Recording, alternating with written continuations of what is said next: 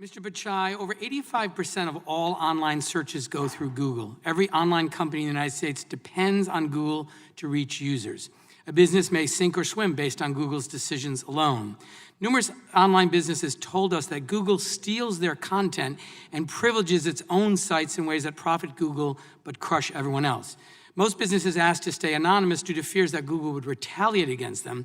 One entrepreneur, Brian Warner, told us his website was thriving until Google stole his content. After Google's decision, traffic to his website dropped by 80%. He had to downsize his business and lay off half his staff. He told us, and I quote, "If someone came to me with an idea for a website or a web service today, I'd tell them to run as far away from the web as possible. Launch a lawn care business or dog grooming business, something Google can't take away as soon as he or she is thriving." So my first question, Mr. Bachai, is why does Google steal content from honest businesses?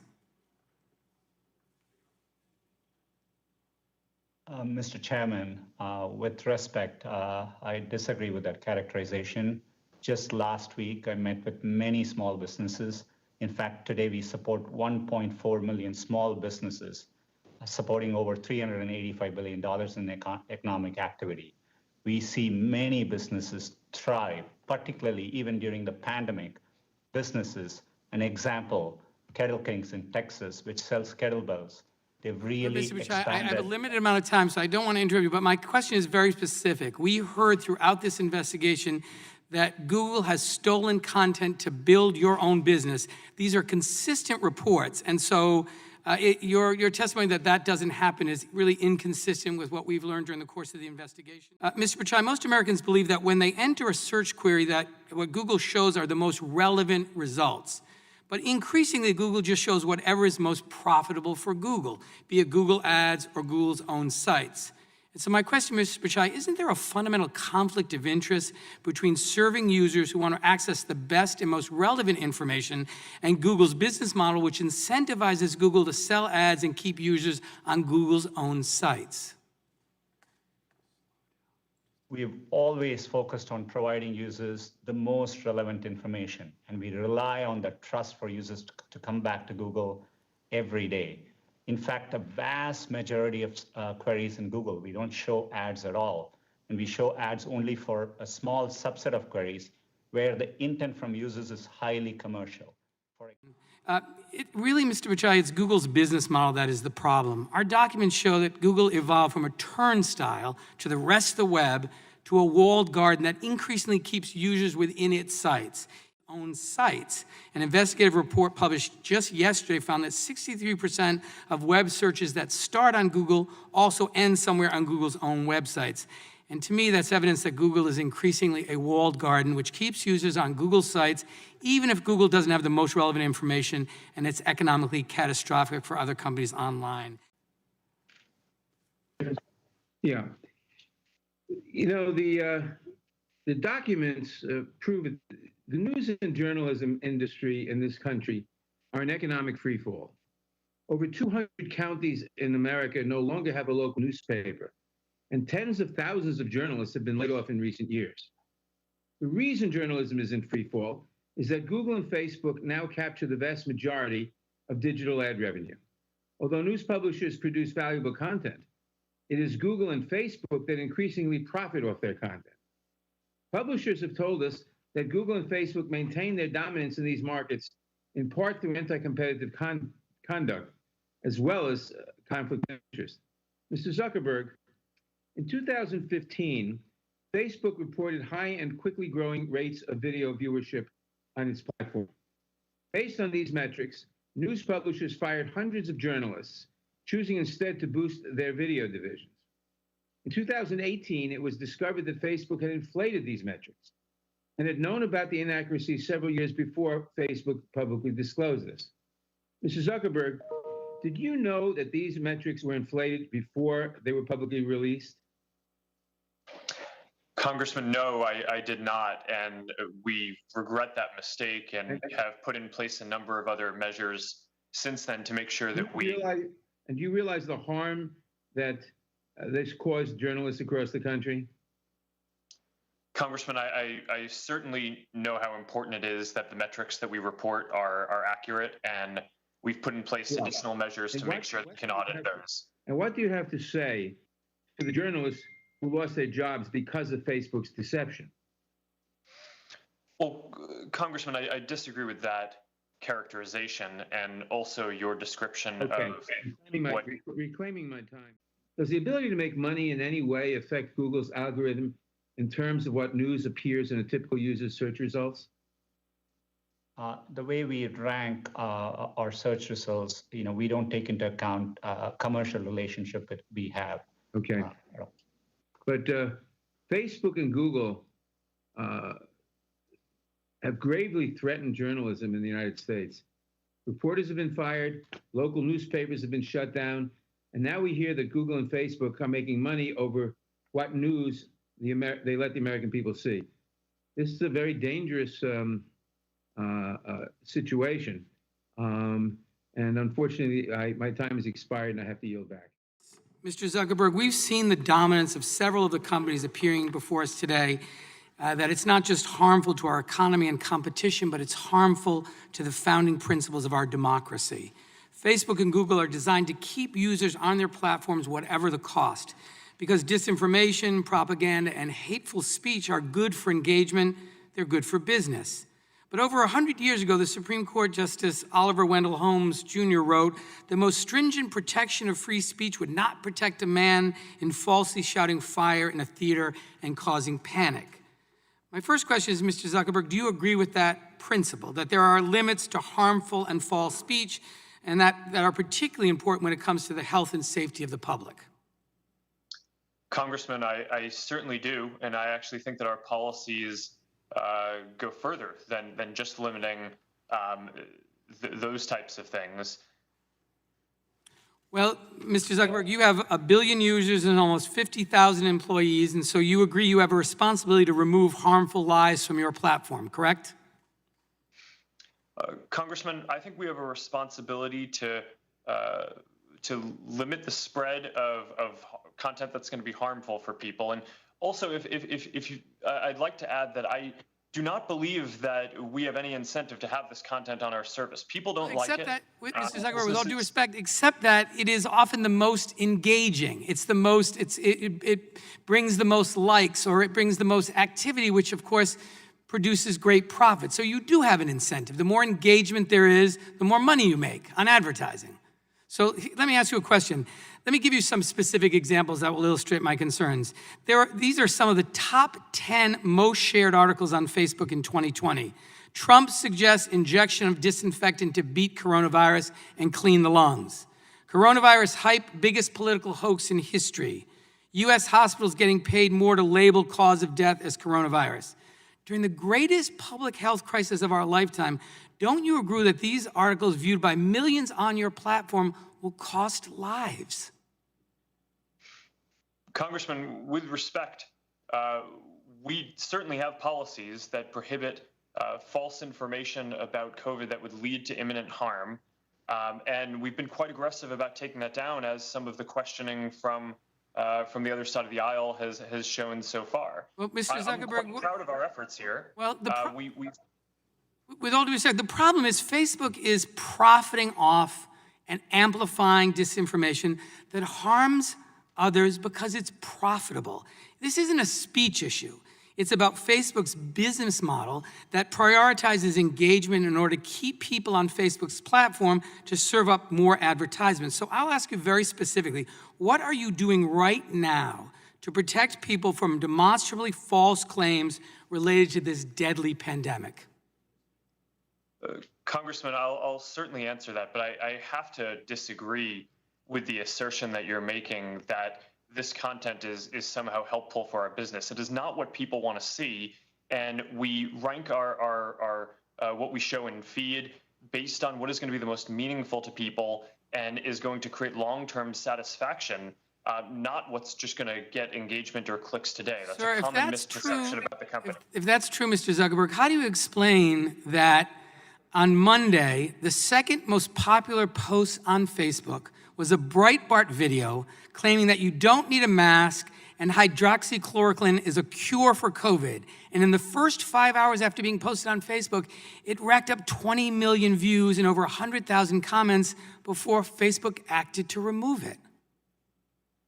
Well, Congressman, a lot of people shared that, and we did take it down because it violates our policies. We work with the After CDC 20 million to figure people out. saw it over the period of 5 hours. I mean, doesn't that suggest, Mr. Zuckerberg, that your platform is so big that even with the right policies in place, you can't contain deadly content? Congressman, I don't think so. I think we have, on COVID misinformation in particular, a relatively good track record of fighting and taking down lots of false content, as well as putting up authoritative information. We have built a COVID information center Well, I understand with that. authoritative information from health officials. Thank you, put Mr. Zuckerberg. I just on have the app one more that question showed for you. 2 billion people. I appreciate that. Mr. Zuckerberg, if a television station runs a false political advertisement, they're held liable for that. Why should Facebook or any other platform be different? While you may not be a publisher, you're responsible maybe not for the first posting, but you then take that posting and you apply a set of algorithms that decide how you will disseminate that, which is a business decision, not a First Amendment decision. And it's hard to understand why Facebook shouldn't be responsible for those business decisions. Congressman, in terms of political ads, we've modeled a lot of our policies off of the FCC guidelines on broadcasters and their requirements to run political ads equally from all different sides. Well, Cable I think networks, this, of course, have more. yeah. I think these examples, unfortunately, Mr. Zuckerberg, are just the tip of the iceberg. It's not just about COVID. Facebook hosts or enables countless pages and ads that are dedicated to conspiracy theories and calls to violence, including content that led to the white supremacist rally in Charlottesville in 2017. And Facebook gets away with it because you're the only game in town. There's no competition forcing you to police your own platform. Allowing this misinformation to spread can lead to violence. And frankly, I believe it strikes at the very heart of American democracy. Thank you, Mr. Chairman. Mr. Pichai, I direct my questions to you. Many of us feel a deep urgency to protect independent journalism, and I wanted to talk a little bit about ad revenue and independent journalism. Google makes most of its revenue through selling advertising, and Google's advertising exchange is a, quote, real-time marketplace to buy and sell display advertising space, correct? Yes, Congressman, that's correct. And over 2 million websites, including online newspapers, use that exchange, correct? We are very proud to support publishers, and I don't have the exact numbers, but yes, that seems Well, directionally that's an estimate put forth by tech expert Dina Srinivasan. And your own website for Google Display Network says you have access to over 2 million sites. What is Google's share of the ad exchange market? Congressman, I'm not exactly familiar. I've seen various reports, but Okay. we are a popular choice. Great. Let me put it up for you. If you look at the screen, you will see that 50 to 60%, Google has 50 to 60% according to the Online Platforms and Digital Advertising CMA market study that was just released. And in order to buy and sell on these exchanges, websites and advertisers go through a middleman like Google's DV360 and Google Ads. If you look at the slide, Mr. Pichai, you can see that the share of this buy-side market that Google has is 50 to 90%, according to the same study. And I just want to simplify how these exchanges work. So say in Seattle, Dee's Electronics, a mom-and-pop business, wants to buy online ad space in the Seattle Times. Dee's Electronics would need to go to a middleman, like Google Ads, which would then bid for ad space on an ad exchange. The problem is that Google controls all of these entities. So it's running the marketplace, it's acting on the buy side, and it's acting on the sell side at the same time, which is a major conflict of interest. It allows you to set rates very low as a buyer of ad space from newspapers, depriving them of their ad revenue, and then also to sell high to small businesses who are very dependent on advertising on your platform. It sounds a bit like a stock market.